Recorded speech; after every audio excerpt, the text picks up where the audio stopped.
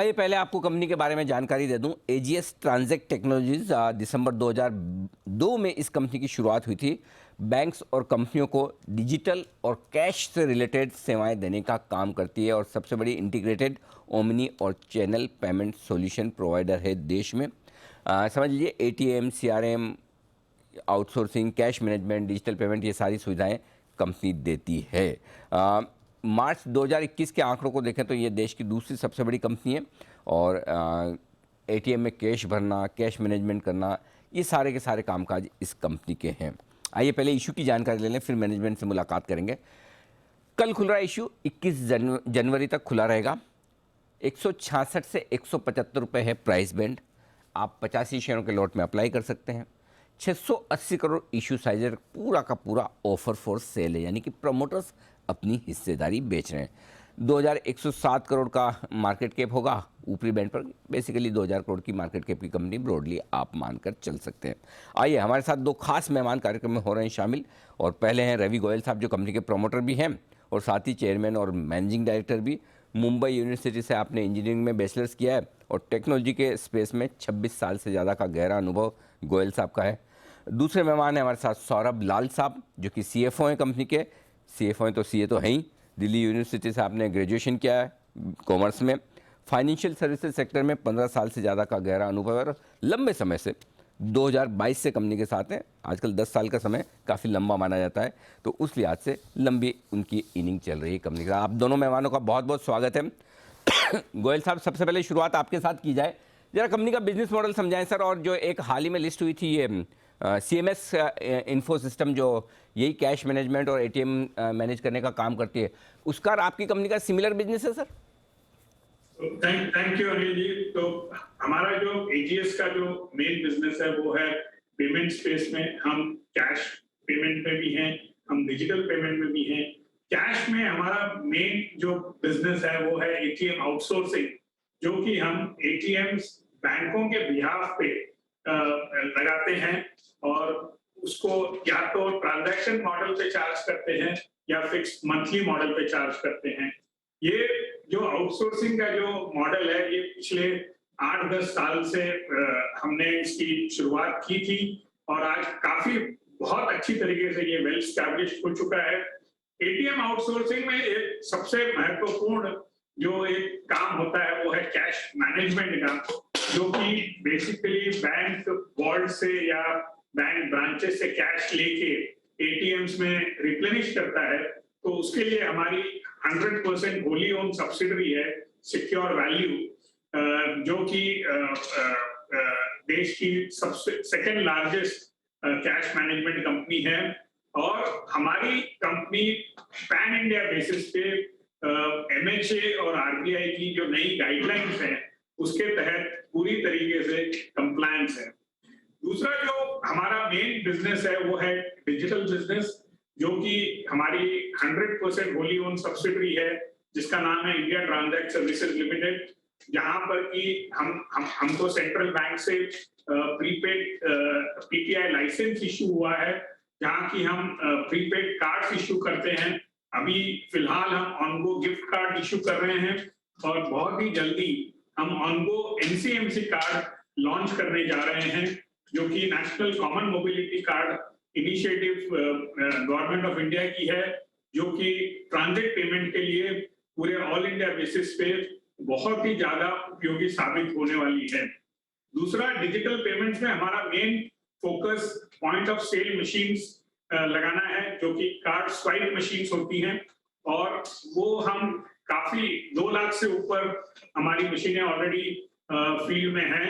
हम रिटेलर्स के लगाते हैं, हम बैंकों के बिहाफ पे लगाते हैं, और हमारा सबसे सक्सेसफुल मॉडल रहा है हम ऑयल मार्केटिंग कंपनी के रिटेल आउटलेट्स पे लगाते हैं।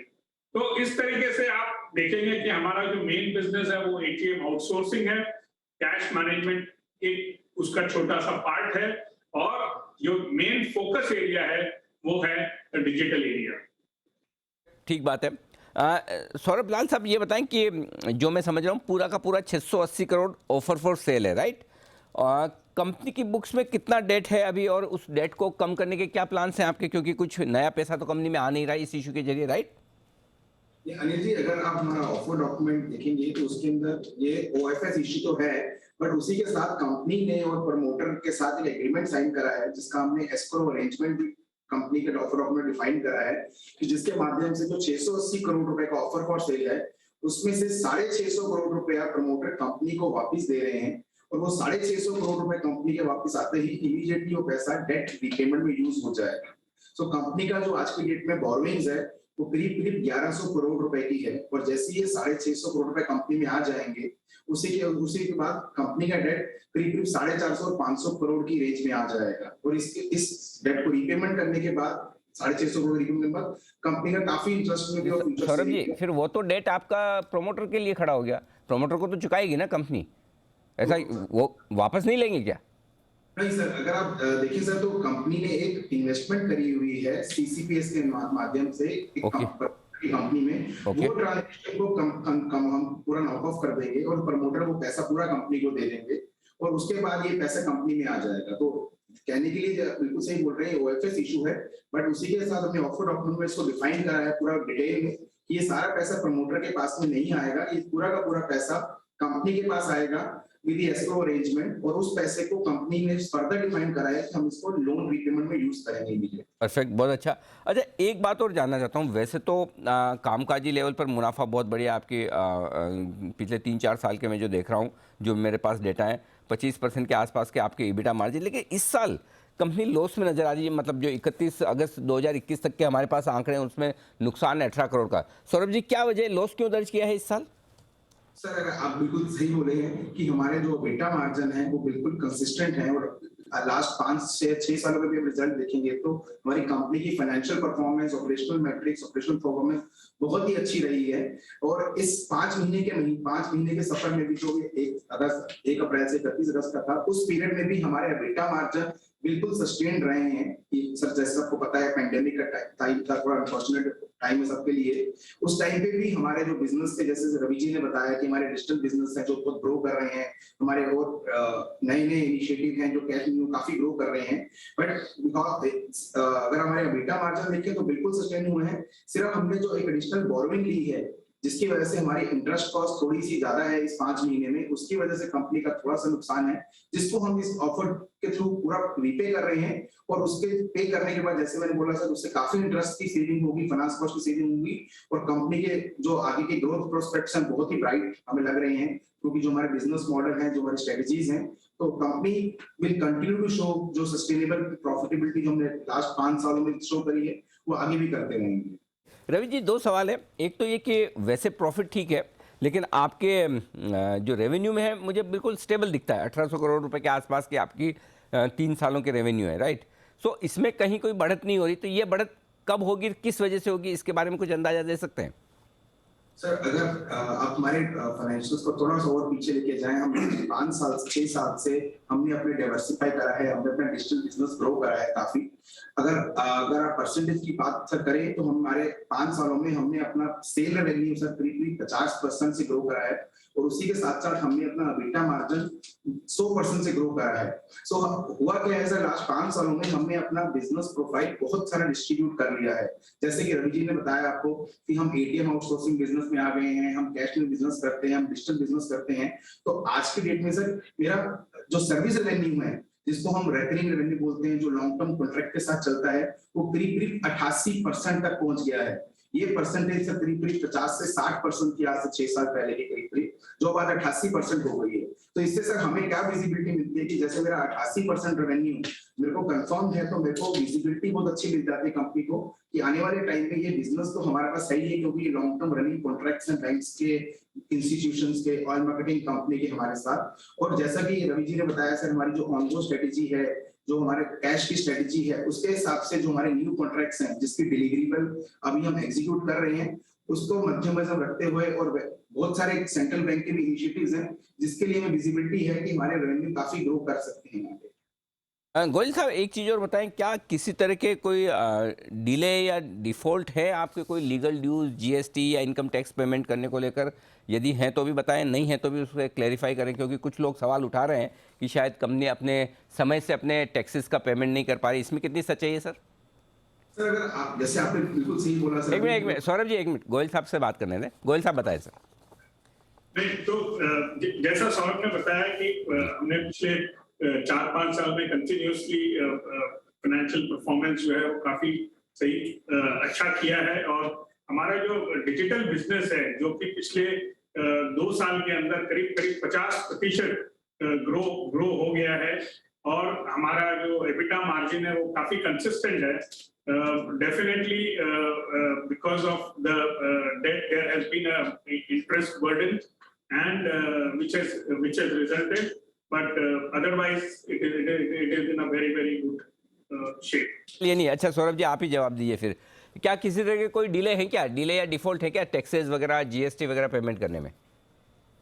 सर जैसे कि रवि ने बोला आपको सर, जो हमारे फाइनेंस परफॉर्मेंस एंड जो कैश मैनेजमेंट है बहुत ही स्ट्रांग है। बट जैसे कि आप जो बोल रहे हैं सर, हमने भी, क्योंकि हमारी जो एजेंसीज हैं वो सारा का सारा जो चीजें हैंडल करती हैं, जो जीएसटी वगैरह है हम चेक कर रहे हैं। और ऐसा अगर भी होगा तो हम एजेंसी से और अपनी कंसल्टेंट से बात कर रहे हैं और इसको इमीडिएटली क्लैरिफाई करेंगे अगर ऐसा कोई भी हमें चीज मिलेगी तो। ओके, अच्छा दूसरी चीज़ ये कि वैसे कंपनी के काफ़ी केसेस आपके चल रहे हैं, वो होते भी हैं जनरली, जिस तरह का आपका बिजनेस है नेचुरली कई बार आपके कैश ट्रांजिट वगैरह में हो जाते होंगे, इधर उधर होते ही हैं, ये बिजनेस ही ऐसा है।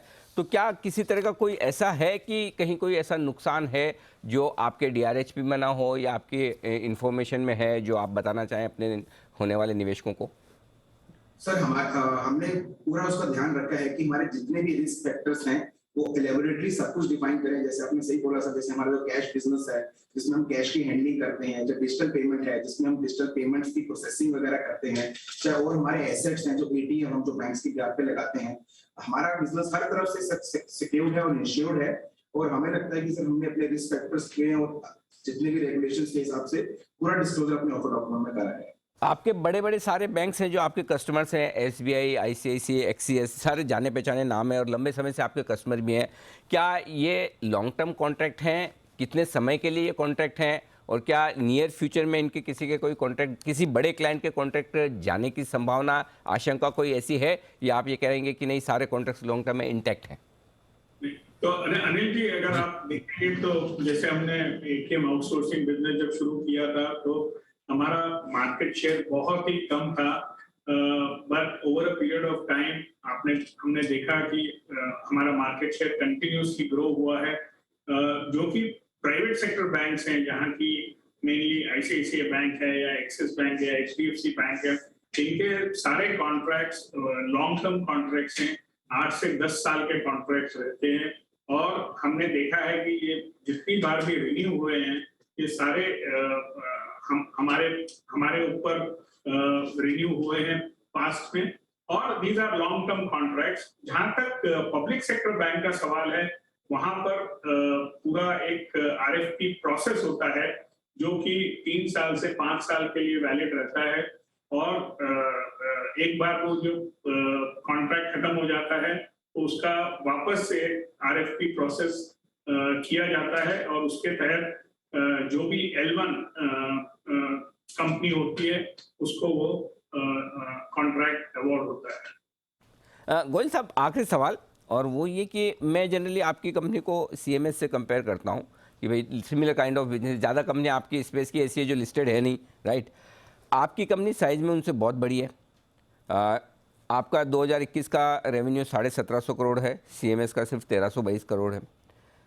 उनका मुनाफा 170 करोड़ है, आपका 55 करोड़ ही है। मुझे एक चीज़ समझ नहीं आ रही कि आपका मुनाफा कम क्यों है उनके कंपैरिजन में, इसकी क्या खास वजह है? जबकि साइज आपके हर साल उन रेवेन्यू के में उनके मुकाबले में बराबर है, लेकिन मुनाफा आपका कम आ रहा है।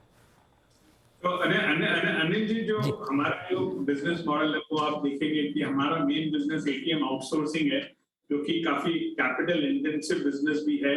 एट द सेम टाइम हमारा जो भी कैश फ्लोज हम जो कैश बिजनेस से जनरेट करते हैं, we have been regularly and consistently investing in the future growth digital business. And जो हमारा डिजिटल बिजनेस है, जैसा मैंने आपको कहा कि हम ना ऑलमोस्ट अराउंड 50% की पिछले 2-3 साल के अंदर ग्रोथ की है। तो हमारा प्राइमरी ऑब्जेक्टिव है कि जो भी हम कैश जनरेट करते हैं उसको आगे के लिए फ्यूचर प्रोस्पेक्ट के लिए डिजिटल पेमेंट्स में इन्वेस्ट करें, जो कि कंपनी के लिए आगे जाके सबसे बड़ा ग्रोथ ड्राइवर होगा।